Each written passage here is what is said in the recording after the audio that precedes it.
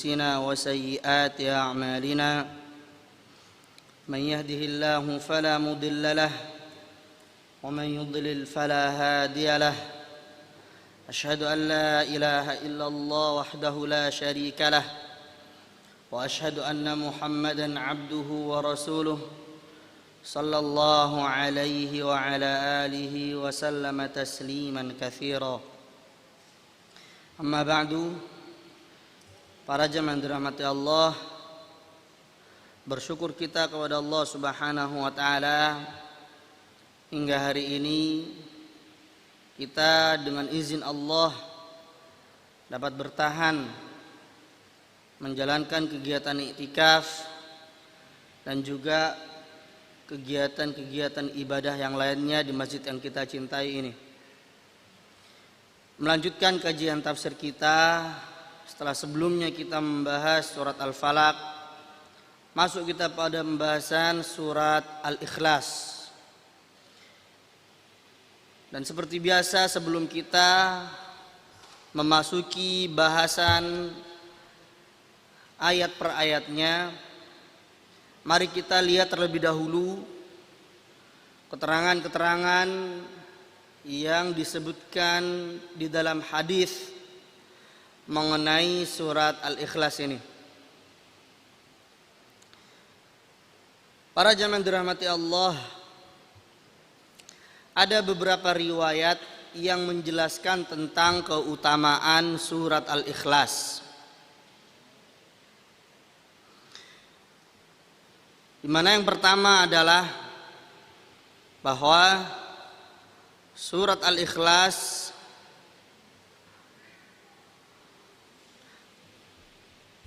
sepadan dengan sepertiga Al-Quran.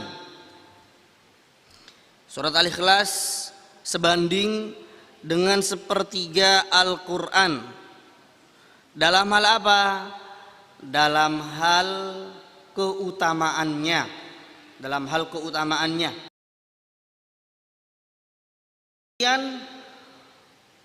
Tetap surat Al-Ikhlas meskipun sebanding dengan sepertiga Al-Quran,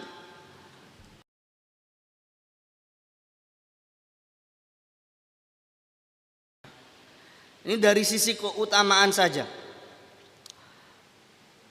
sehingga kita ketika mengerjakan sholat, meskipun surat Al-Ikhlas itu sebanding dengan sepertiga Al-Quran, salat kita tetap tidak sah kalau seandainya tidak membaca surat Al-Fatihah.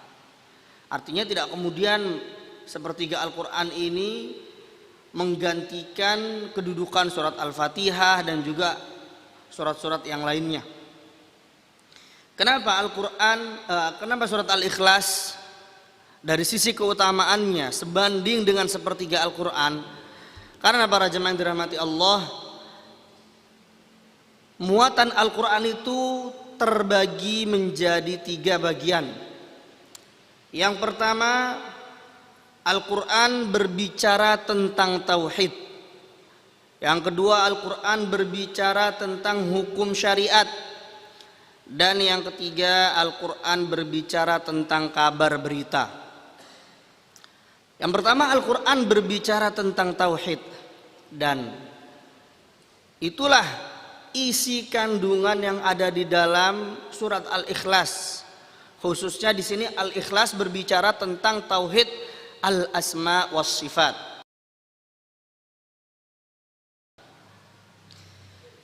Maka mengenai keutamaan yang pertama ini, bahwa surat Al-Ikhlas sebanding keutamaannya dengan sepertiga Al-Quran, disebutkan dalam hadis yang diriwayatkan oleh Imam Ahmad, Imam Al-Bukhari, Abu Dawud dan An-Nasai dari Abu Sa'id Al-Khudri radhiyallahu taala anhu, bahwasannya ada seseorang yang mendengarkan sahabat lain, ada seorang sahabat yang mendengarkan sahabat lain membaca surat Al-Ikhlas, Qul huwallahu ahad, yang dia ulang-ulang, sehingga keesokan harinya Abu Sa'id Al-Khudri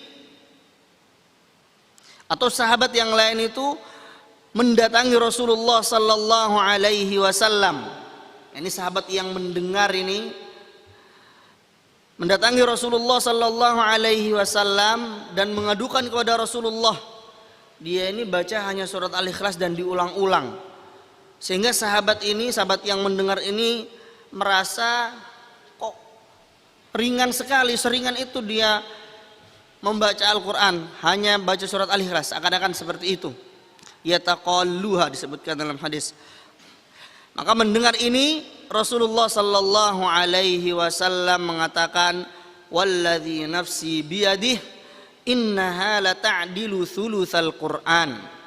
Demi zat yang jiwaku berada di tangannya, sesungguhnya surat Al-Ikhlas ini sebanding dengan sepertiga Al-Quran. Sebanding dengan sepertiga Al-Quran. Para ulama menjelaskan, yakni dari sisi keutamaannya, bukan dari sisi keberadaannya. Karena kalau dari sisi keberadaannya, maka hal itu bisa menggantikan isi dari sepertiga Al-Quran yang lain. Tidak demikian, ya. Tidak kemudian menggantikan keberadaan 10 juz, karena Al-Quran terdiri dari 30 juz. Nah, kemudian keutamaan yang kedua, bahwasannya surat Al-Ikhlas bisa mendatangkan atau surat Al-Ikhlas bisa memasukkan ke dalam surga. Mencintai surat Al-Ikhlas bisa memasukkan seseorang ke dalam surga. Sebagaimana hal ini disebutkan dalam hadis yang cukup panjang dari Anas bin Malik radhiyallahu anhu. Tidak mengapa saya baca supaya kita mengetahui asal muasal keutamaan tersebut. Seseorang menjadi imam di Masjid Quba. Ini seorang Ansor, salah seorang sahabat Ansor menjadi imam di Masjid Quba. Wa kana kullama iftataha suratan yaqra'u biha lahum fi shalah mimma yaqra'u bihi. Iftataha biqul huwallahu ahad hatta yafrugha minha thumma yaqra'u suratan ukhra ma'aha. Di mana sahabat Ansor ini ketika dia menjadi imam di Masjid Quba, setiap dia usai membaca surat Al-Fatihah di setiap rakaatnya, sahabat tersebut tidak langsung membaca satu surat, yakni terlebih dahulu dia membaca surat Al-Ikhlas, baru dia membaca surat yang lain. Di setiap rakaatnya dia melakukan hal itu. Ini misalkan sahabat Ansor yang menjadi imam ini, setelah membaca surat Al-Fatihah dia ingin membaca surat An-Naba, tapi dia tidak langsung membaca surat An-Naba. Terlebih dahulu dia baca Al-Ikhlas dulu, baru baca surat An-Naba. Di rakaat kedua juga demikian. Seusai dia membaca surat Al-Fatihah dan dia ingin membaca surat Asy-Syams misal, terlebih dahulu dia awali dengan bacaan surat Al-Ikhlas. Dan itu dia lakukan terus setiap rakaat ketika dia menjadi imam, sehingga para sahabat yang lainnya mengajukan protes. Dan ditegur, kenapa? Setiap engkau akan membaca surat setelah surat Al-Fatihah, engkau selalu membaca surat Al-Ikhlas dulu. Sudahlah, baca surat selain Al-Ikhlas atau baca saja Al-Ikhlas, habis itu ya sudah. Lalu kemudian sahabat yang ditunjuk jadi imam ini, sahabat Ansor ini menjawab, ma ana bitarikiha, aku nggak mau meninggalkan kebiasaan tersebut. In ahbabtum an uammik an ummakum bidzalika fa'altu wa in karihtum taraktukum. Kalau kalian suka dengan apa yang aku perbuat, aku tetap mau menjadi imam. Tapi kalau kalian tidak suka dengan kebiasaan tersebut, ya sudah, aku tinggalkan kalian, silahkan cari imam yang lainnya.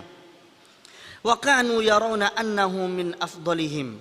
Sementara para sahabat ketika itu melihat jika sahabat Ansor ini merupakan yang paling utama di tengah-tengah mereka. Masalahnya itu tadi, dia setiap usai baca surat Al-Fatihah, dia baca Al-Ikhlas dulu sebelum membaca surat yang lainnya. Falamma atahumun nabiyyu sallallahu alaihi wasallam akhbaruhul khabar. Sehingga ketika Rasulullah sallallahu alaihi wasallam mendatangi mereka, mereka pun menceritakan keadaan tersebut.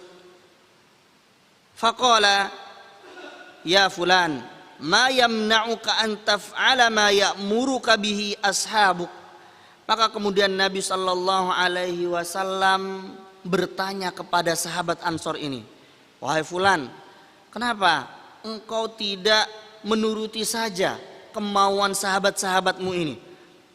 Wa ma yahmiluka ala luzumi hadhihi surah fi kulli raq'ah. Dan kenapa engkau tetap bersikukuh untuk menjaga kebiasaanmu ini di setiap rakaatnya?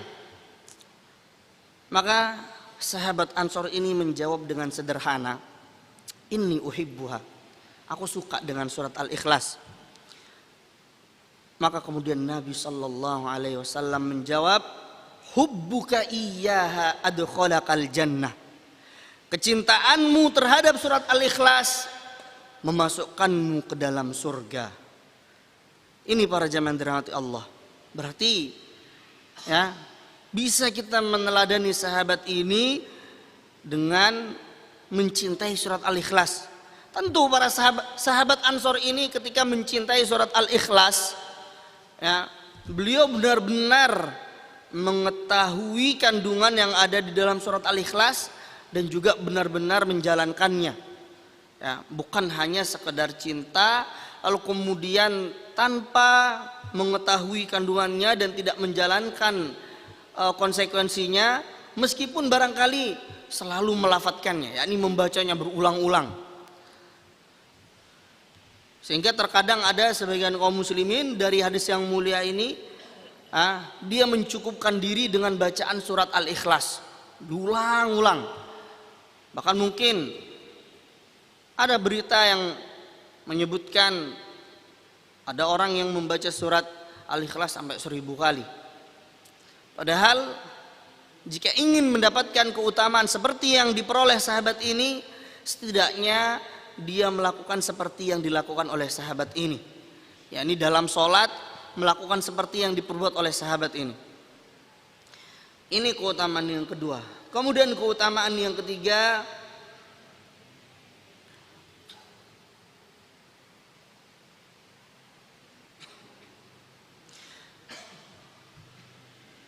surat Al-Ikhlas bisa mendatangkan kecintaan Allah Subhanahu wa taala. Sebagaimana disebutkan dalam hadis yang diriwayatkan oleh Imam Al-Bukhari dan Imam Muslim dari Aisyah radhiyallahu taala anha, anna Nabiy sallallahu alaihi wasallam ba'atha rajulan ala sariyah. Bahwasanya Nabi sallallahu alaihi wasallam suatu ketika mengutus seseorang kepada pasukan yang beliau kirim untuk berperang. Jadi ada pasukan yang sebelumnya sudah dikirim oleh Rasulullah untuk berperang, lalu kemudian Rasulullah mengutus seseorang kepada pasukan tersebut untuk apa? Menjadi imam. Wa kana yaqra li ashabihi fi salatihim fayakhtimu biqul huwallahu ahad. Nah, sahabat ini berbeda dengan sahabat yang sebelumnya. Kalau sahabat yang sebelumnya membaca surat Al-Ikhlasnya setelah surat Al-Fatihah dan sebelum bacaan surat yang lain. Kalau sahabat ini ya selalu membaca surat Al-Ikhlas setelah membaca surat yang lain itu. Sehingga apa yang dilakukan oleh sahabat yang menjadi imam ini diadukan kepada Nabi sallallahu alaihi wasallam sepulang qira'a biha, karena surat Al-Ikhlas merupakan sifat-sifatnya Ar-Rahman, sifat-sifatnya Allah, dan aku senang membaca surat Al-Ikhlas karena ada sifat-sifat Allah. Faqala an-nabiy sallallahu alaihi wasallam akhbiruh anna Allah yuhibbuhu. beritahu kepada dia bahwa Allah Subhanahu wa taala pun mencintai dia. Maka para jamaah yang dirahmati Allah, mencintai surat Al-Ikhlas karena di dalamnya terdapat sifat-sifat Allah Subhanahu wa taala bisa mendatangkan kecintaan Allah. Bisa mendatangkan kecintaan Allah. Ini 3 keutamaan sesuai yang diterangkan di dalam hadis Nabi sallallahu alaihi wasallam berkenaan dengan surat Al-Ikhlas. Kita masuk pada pembahasan surat Al-Ikhlas para jamaah dirahmati Allah. Ya. Surat Al-Ikhlas ini dinamakan dengan surat Al-Ikhlas. Syekh Shalih Al-Fauzan beliau menerangkan alasannya adalah li'annaha khulusat lit-tauhid al-asma' was sifat. Karena surat Al-Ikhlas ini murni berbicara tentang tauhid asma was sifat. Karena kan arti Al-Ikhlas adalah memurnikan. Memurnikan. Kenapa? Ketahui terlebih dahulu bahwa terdapat sababun nuzul dari surat Al-Ikhlas ini. Ada sebab turunnya surat Al-Ikhlas ini.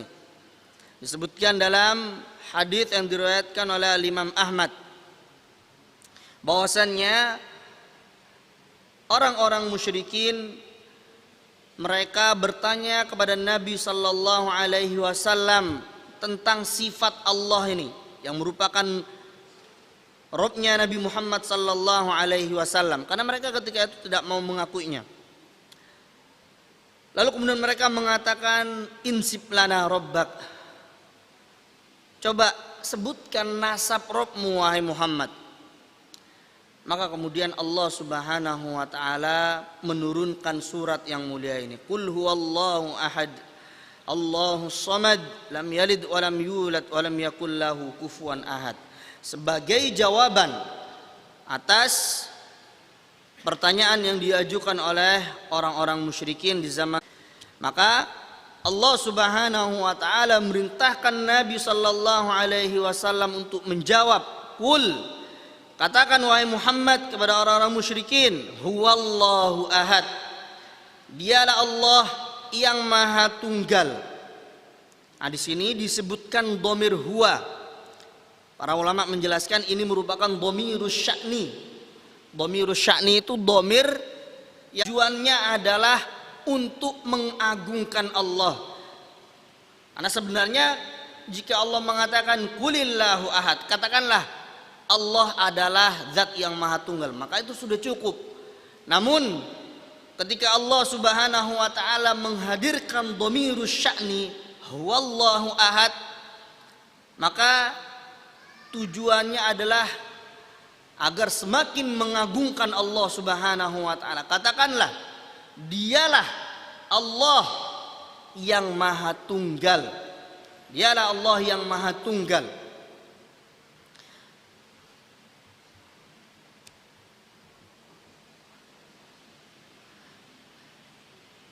Nah, sehingga Allah Subhanahu wa taala Maha Esa atau Maha Tunggal dalam hal apa?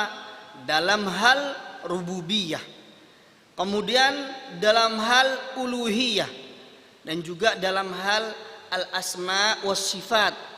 Sehingga dikenallah orang-orang yang mengesahkan Allah dalam 3 hal tadi, maka dikatakanlah dia telah mentauhidkan Allah dalam hal rububiyah, mentauhidkan Allah dalam hal uluhiyah, mentauhidkan Allah dalam hal asma wa sifat. Sehingga dikenallah 3 jenis tauhid tadi. Tauhid rububiyah, uluhiyah, dan tauhid asma wa sifat. Kenapa? Karena seorang mukmin yang muwahhid, yang bertauhid, dia mengesahkan Allah, menjadikan Allah satu-satunya, bahwa Allah lah yang menciptakan, memiliki, dan mengatur alam semesta, yang itu merupakan hakikat dari tauhid rububiyah. Seorang mukmin yang muwahhid meyakini bahwasannya Allah Subhanahu wa taala satu-satunya zat yang berhak disembah, Adapun sesembahan-sesembahan yang lain, meskipun dikatakan sebagai Tuhan, tidak berhak untuk disembah. Maka dia telah mentauhidkan Allah dalam hal uluhiyah. Ya, demikian pula seorang mukmin muwahhid yang meyakini bahwasannya Allah Subhanahu wa taala satu-satunya zat yang memiliki nama-nama yang indah, sifat-sifat yang tinggi, yang tidak ada satupun dari makhluk serupa dengan Allah Subhanahu wa taala dalam satupun sifatnya. Maka jika dia melakukan hal itu, hakikatnya dia telah mentauhidkan Allah dalam asma was sifat, Makanya tauhid itu para jamaah itu berasal dari kata wahid. Tauhid itu adalah menjadikan Allah ahad, satu-satunya. Yang apa? Menciptakan, memiliki, mengatur alam semesta. Itulah hakikat dari tauhid rububiyah. Kemudian menjadikan Allah satu-satunya yang disembah. Sehingga itulah hakikat dari tauhid uluhiyah. Menjadikan satu-satunya Allah yang memiliki sifat-sifat yang mulia. Tidak ada satupun dari makhluknya yang serupa dengan sifat-sifat Allah sedikit pun.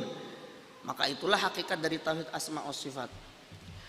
Kemudian Allah Subhanahu wa taala mengatakan Allahus Samad.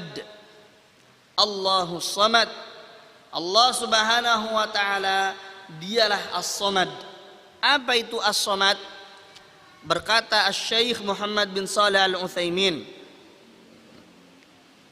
ajma'u ma qila fi ma'na as-samad al-kamilu fi sifatih alladhi iftaqarat ilaihi jami'u makhluqatih.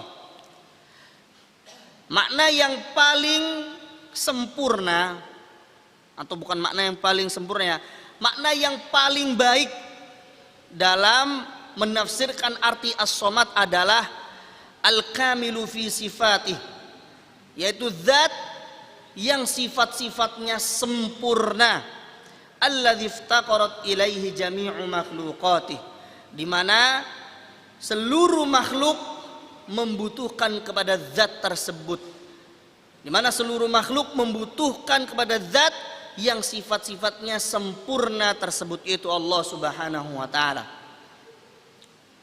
Oleh karena itu para jamaah dirahmati Allah, nanti insya Allah akan kita bacakan doa yang diajarkan oleh Nabi Sallallahu Alaihi Wasallam dalam meminta ampunan kepada Allah, yang kemudian disebutkan sifat-sifat Allah dalam surat Al-Ikhlas ini.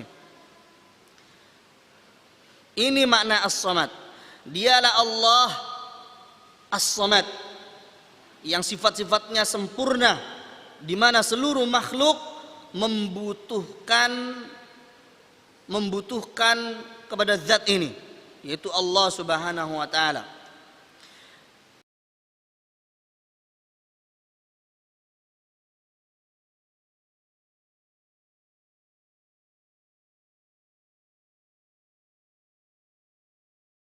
Lam yalid wa lam yulad, dan tidak pula diperanakkan. Dia tidak beranak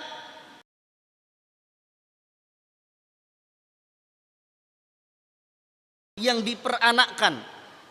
Berarti Allah Subhanahu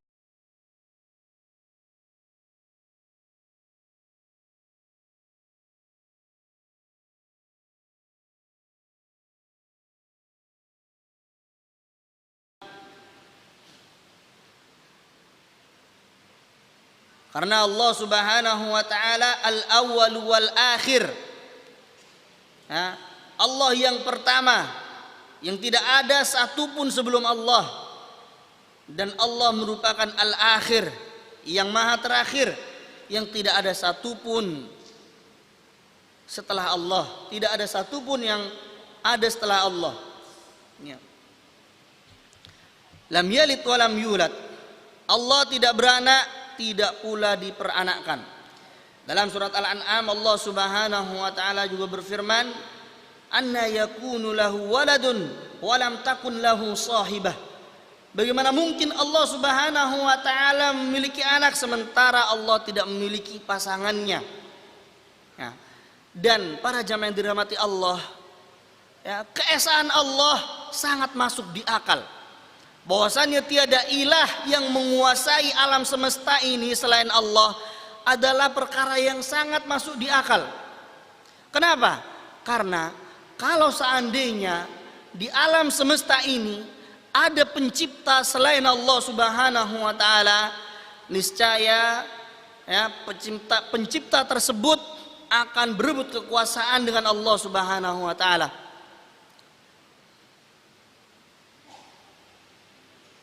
Oleh karena itu, dalam ayat yang lain Allah Subhanahu wa taala berfirman dalam surat Al-Mu'minun, "Mattakhadallahu min waladin wa ma kana ma'ahu min ilah. Idzan la dhahaba kullu ilahin bima khalaq wa la 'ala ba'duhum 'ala ba'd." Allah Subhanahu wa taala tidak memiliki seorang pun anak dan tidak ada satupun ilah bersama Allah Subhanahu wa taala. Tidak ada satupun ilah yang bersama Allah Subhanahu wa taala. Kenapa? Idzan, kalau seandainya Allah punya anak, atau kalau seandainya ada ilah yang bersama Allah, la dhahaba kullu ilahin bima khalaq. Niscaya masing-masing Tuhan akan pergi bersama ciptaannya masing-masing. Wala 'ala ba'duhum 'ala ba'd. Dan niscaya ilah-ilah tersebut akan saling menjatuhkan satu sama lain. Ini kan perkara yang sangat masuk di akal, ya. Jangankan ya alam semesta ini, negara saja jika seandainya presidennya ada dua maka akan guncang. Atau yang lebih kecil dari itu, rumah tangga saja yang ada seorang suami boleh memiliki lebih dari satu istri, tapi nggak boleh seorang istri punya dua suami. Akan rusak, akan hancur rumah tangga tersebut. Ini untuk skala yang sangat kecil, ya, rumah tangga, rumah. Apalagi yang lebih besar daripada itu, ya, apalagi seluruh alam semesta. Hanya satu yang berkuasa, yaitu Allah Subhanahu wa taala.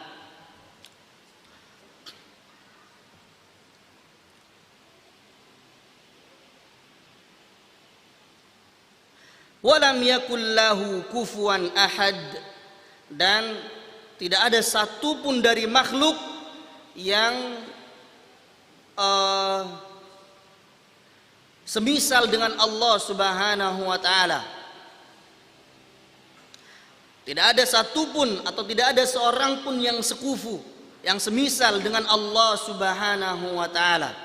Ini merupakan sifat yang sangat sempurna, ya, sifat yang sangat sempurna, di mana zat ini yaitu Allah Subhanahu wa taala, ya, tunggal dalam segala urusannya,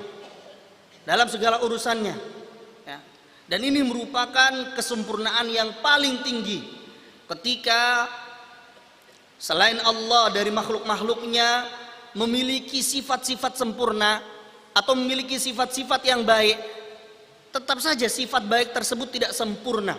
Kenapa? Karena dia masih harus membutuhkan pasangan. Ya, dari kalangan jin, dari kalangan manusia, dari kalangan hewan, dan juga tetap membutuhkan yang lainnya.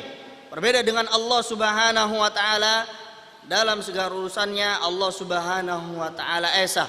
Allah Subhanahu wa taala Maha Tunggal. Sehingga Allah Subhanahu wa taala tidak membutuhkan sedikit pun dari pertolongan makhluknya. Justru Allah Subhanahu wa taala adalah As-Samad, yang dibutuhkan oleh makhluk, Nah, para jamaah yang dirahmati Allah, ya, mengenai keesaan Allah Subhanahu wa taala, disebutkan dalam hadis bahwa ketika manusia itu menyatakan bahwa Allah memiliki anak, maka hal itu merupakan bentuk pelecehan, kepada Allah Subhanahu wa taala. Hal ini sebagaimana disebutkan dalam hadis yang diriwayatkan oleh Al-Imam Al-Bukhari, Al-Imam Ahmad, Al-Imam Al-Bukhari dan Al-Imam An-Nasa'i dari Abu Hurairah radhiyallahu taala anhu. Dalam hadis qudsi Rasulullah sallallahu alaihi wasallam bersabda, Allah Subhanahu wa taala berfirman. Allah berfirman, "Kadzdzabani ibnu Adam wa lam yakun lahu dzalik. Wa syatamani ibnu Adam wa lam yakun lahu dzalik." Anak Adam telah mendustakanku padahal dia tidak berhak untuk melakukan itu. Dia pun juga telah melecehkanku padahal dia tidak berhak untuk melakukan itu.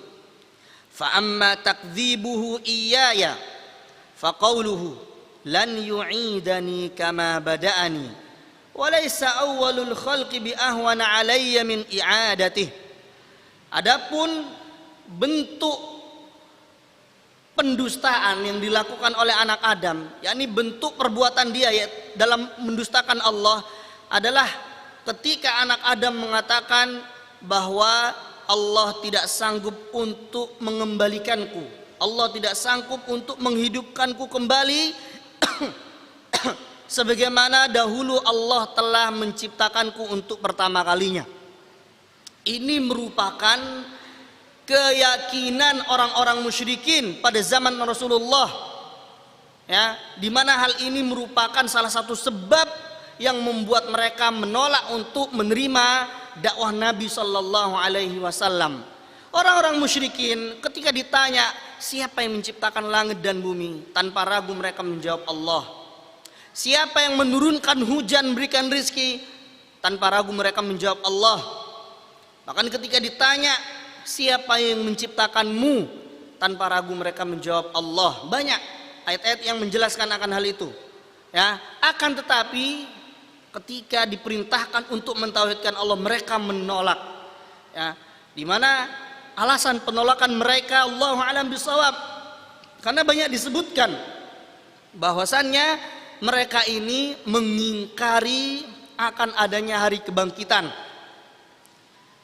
Mereka mengingkari akan adanya hari kiamat. Dan sebagaimana telah berlalu penjelasan bahwa 3 peristiwa inti pada hari kiamat adalah al-ba'tsu. Apa al-ba'tsu? Kebangkitan. Yang kedua, al-hisab, diperhitungkannya amal. Dan yang ketiga, al-jaza, dibalasnya amal. Ini 3 peristiwa inti, sehingga dikenallah hari kiamat dengan yaumul ba'tsi, hari kebangkitan. Dikenal pula dengan yaumul hisab, hari perhitungan amal. Dikenal pula dengan yaumul jaza, hari pembalasan. Dan masing-masing nama tersebut juga disebutkan dalam Al-Quran. Nah, orang-orang musyrikin pada zaman Nabi menolak dengan akal mereka, ya, bahwa Allah sanggup untuk bisa menghidupkan mereka kembali. Banyak ayat yang menyebutkan ini. Aidza kunna idzaman wa turaban a inna lamab'utsun. Masa ketika kami sudah menjadi tulang belulang bercampur dengan tanah kami bisa dibangkitkan kembali? Mereka menolak itu. Nah, ini berarti menunjukkan pentingnya kepercayaan terhadap hari kiamat, keimanan terhadap hari kiamat. Kenapa? Karena dengan seseorang baik dalam beriman terhadap hari kiamat akan mendorong dia untuk semangat dalam beramal dan semangat dalam meninggalkan dosa. Oleh karena itu, inilah hikmah kenapa banyak sekali dalam hadis maupun ayat Allah Subhanahu wa taala sering kali menyandingkan antara iman kepada Allah dan iman kepada hari kiamat. Mungkin kita sering mendengar hadis, "Man kana yu'minu billahi wal yaumil akhir falyukrim jarahu." Siapa yang beriman kepada Allah dan hari akhir, hendaknya dia memuliakan tetangganya. "Man kana yu'minu billahi wal yaumil akhir falyukrim dhaifahu." Barang siapa yang beriman kepada Allah dan hari akhir, hendaknya dia memuliakan tamunya. "Wa man kana yu'minu billahi wal yaumil akhir falyakul khairan aw liyasmut." Barang siapa yang beriman kepada Allah, semangat dalam meninggalkan dosa. Bukankah para jamaah yang dirahmati Allah, ya, semangat kita untuk hadir di majelis ini, di masjid ini, untuk beriktikaf dan berlelah payah membaca Al-Quran, menghatamkan Al-Quran, dan juga amal ibadah yang lainnya, ya, semata-mata karena didasari keimanan kita terhadap yaumul jaza, hari pembalasan. Ya. Apa alasan kita kalau bukan mencari balasan baik dari Allah Subhanahu wa Ta'ala? Kita berlelah payah dari hari 21 sampai hari terakhir nanti, berlomba-lomba untuk menghatamkan Al-Quran, bersusah payah untuk bangun jam 2, kemudian mengerjakan sholat qiyamul lail. Apa yang mendorong kita untuk melakukan itu semua kalau bukan keimanan kita kepada hari akhir? Dan semoga Allah Subhanahu wa Ta'ala menerima amal-amal kita. Semoga Allah Subhanahu wa Ta'ala menerima amal-amal kita. Oleh karena itu para jamaah, ya, di akhir-akhir Ramadan ini, ya, hendaknya kita juga banyak minta Allah al-qabul, diterimanya amal. Ya, kita sudah berusaha payah, sudah berlelah payah seperti ini. Jika amal kita tidak diterima oleh Allah, maka hal itu merupakan satu kerugian yang sangat besar. Ya. Kita lanjutkan hadis tadi, walaisa awwalul khalqi bi ahwana alayya min i'adati. Mengulang penciptaan bukan sesuatu yang lebih berat bagiku daripada di awal penciptaannya. Justru ini merupakan jawaban secara akliyah bagi orang-orang musyrikun. Orang-orang musyrik, mereka menyangkal, mereka menolak beriman, tidak percaya jika mereka bisa dibangkitkan kembali. Berarti mereka menolak dengan akal. Masa kami sudah jadi tulang, sudah bercampur dengan tanah, kok kami bisa dihidupkan lagi? Oh, tidak demikian. Kalau akalmu lurus, mungkin saja, bahkan justru lebih mudah, ya, menciptakan sesuatu yang sudah tercipta sebelumnya. Itu lebih ringan daripada menciptakan sesuatu yang sebelumnya tidak ada. Orang-orang yang sampai hari ini bisa menciptakan mobil dengan modifikasi yang berbeda-beda, itu kan mereka lebih mudah daripada pencipta mobil pertama dulu, penemu mobil pertama. Demikian pula dalam urusan-urusan yang lain. Nah, maka ini merupakan jawaban akliyah yang Allah sampaikan kepada orang-orang musyrikun. Wa amma syatmuhu iyaya. Adapun bentuk pelecehan yang dilakukan oleh anak Adam kepadaku adalah ketika dia mengatakan ittakhadallahu walada wa anal ahadus samad lam alid wa lam ulad wa lam yakun li kufuwan ahad. Pelecehan anak Adam kepadaku adalah ketika dia mengatakan Allah Subhanahu wa Ta'ala memiliki anak, padahal akulah al-ahad as-samad, akulah zat yang maha tunggal, yang sempurna sifat-sifatnya dan dibutuhkan oleh makhluk. Lam alid walam ulad, aku tidak beranak dan juga tidak diperanakkan. Walam yakun li kufuwan ahad, dan tidak ada satupun dari makhluk yang sekufu denganku. Maka para jamaah yang dirahmati Allah, Allah Subhanahu wa Ta'ala telah menegaskan bahwa dirinya tidak membutuhkan siapapun, bahwa dirinya tunggal, tidak memiliki anak, tidak diperanakkan. Bahkan jika keyakinan itu ada pada anak Adam, maka hakikatnya dia telah melecehkan Allah Subhanahu wa Ta'ala. Walau demikian, Allah Subhanahu wa Ta'ala begitu bersabar dalam menghadapi pelecehan tersebut. Karena jika tidak, para jamaah yang dirahmati Allah, Allah Subhanahu wa Ta'ala akan meruntuhkan langit ini. Allah Subhanahu wa Ta'ala akan menjadikan bumi ini terpecah, sebagaimana hal itu Allah sebutkan dalam surat Maryam, di akhir surat Maryam, ya.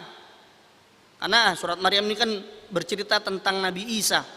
Di antaranya bercerita tentang Nabi Isa yang kaumnya ini mengangkat Nabi Isa sebagai anak Allah. Maka Allah marah sampai Allah katakan takadus samawati yatafattarna minhu. Hampir saja langit itu terbelah. Wa tansyaqqul ardu, bumi juga terbelah. Wa takhirrul jibalu hadda, dan gunung-gunung hancur lebur. Kenapa? Anda'u lirrahmani walada. ketika mereka menyatakan bahwa Allah Subhanahu wa taala memiliki anak. Allah sebenarnya marah. Akan tapi dijelaskan dalam hadis yang diriwayatkan oleh Imam Al-Bukhari dan Imam Muslim dari Abi Musa Al-Asy'ari bahwa Allah begitu sabar, ya, begitu sabar. Nabi sallallahu alaihi wasallam mengatakan, "Ma ahadun asbaru ala adan sami'ahu min Allah yad'una lahul walad thumma yu'afihim wa yarzuquhum." Ya, tidak ada seorang pun yang sanggup melebihi kesabaran Allah. Kenapa? Tidak ada seorang pun yang sanggup melebihi kesabaran Allah ketika mendapatkan gangguan yang dia dengar. Kenapa? Karena banyak dari manusia yang menyatakan Allah memiliki anak. Namun demikian Allah tetap, ya, di dunia Allah tetap memaafkan mereka, bahkan Allah tetap memberikan rizki kepada mereka. Dan itu bisa kita saksikan para jamaah yang dirahmati Allah. Khususnya dalam hal ini adalah orang-orang Nasrani. Orang-orang Nasrani, ya, yang sampai saat ini mereka menganggap Nabi Isa sebagai anak Allah dan mereka menyembah Nabi Isa. Bisa kita lihat Allah tetap memberikan rezeki kepada mereka. Allah lapangkan urusan dunia mereka, ya. Ini dikarenakan kesabaran Allah dan ini dikarenakan kasih sayang Allah. Tapi kasih sayang yang terkandung di dalam nama Ar-Rahman, sehingga kita meskipun melihat kelapangan mereka dalam urusan dunia, tetap kita tidak perlu merasa iri dengan mereka. Justru kita berbahagia dengan keimanan yang Allah anugerahkan kepada kita, dengan kemudahan-kemudahan yang Allah berikan kepada kita dalam mengerjakan amal soleh. Terakhir para jamaah yang dirahmati Allah, berkenaan dengan doa, ya, yang diajarkan oleh Rasulullah dalam hadis yang diriwayatkan oleh Abi Dawud dari Mihjan bin Al-Adra disebutkan, beliau berkata, dakhala Rasulullah sallallahu alaihi wasallam al-masjid. Rasulullah masuk ke masjid. Fa idza huwa birajulin qad qada salatahu wa huwa yatashahhad. Yang ternyata ada seseorang yang hampir saja menyelesaikan salatnya, yakni dia dalam keadaan tasyahud.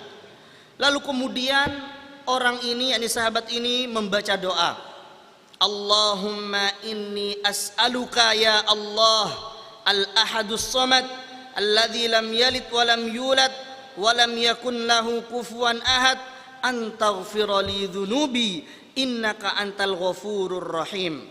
Sahabat ini berdoa dalam tasyahudnya, ya Allah, aku memohon kepadamu ya Allah yang maha ahad, yang maha tunggal, dan juga as-samad, ya, yang sempurna sifatnya serta dibutuhkan oleh makhluknya, alladzi lam yalid wa lam yulad, yang juga tidak beranak dan diperanakkan, wa lam yakun lahu kufuwan ahad, dan juga tidak memiliki tandingan seorang pun.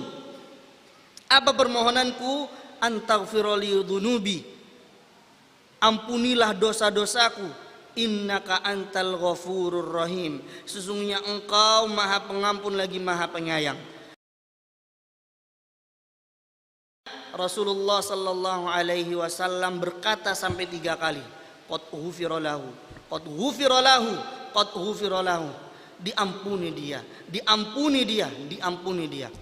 Ini para jamaah yang dirahmati Allah, doa yang sebenarnya meskipun panjang tapi kebanyakan redaksinya